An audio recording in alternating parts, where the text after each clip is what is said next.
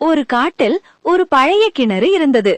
அந்த கிணற்றுக்கு அருகில் இருந்த ஒரு நரி காட்டில் உள்ள எல்லா விலங்குகளையும் கூட்டி ஒரு பொய்யை சொன்னது.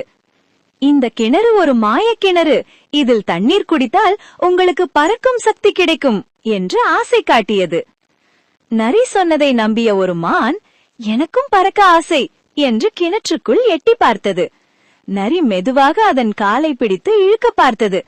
ஏனென்றால் கிணற்றுக்குள் விழுந்தால் மானை சாப்பிட்டு விடலாம் என்பது நரியின் திட்டம். மற்ற விலங்குகள் எல்லாம் நரி அண்ணன் சொல்றார்னா உண்மையாதான் இருக்கும் என்று பேசிக்கொண்டன. அப்போது அங்கே வந்த ஒரு காக்கா நிறுத்துங்க என்று கத்தியது. காக்கா புத்திசாலித்தனமாக ஒரு கல்லை எடுத்து கிணற்றுக்குள் போட்டது.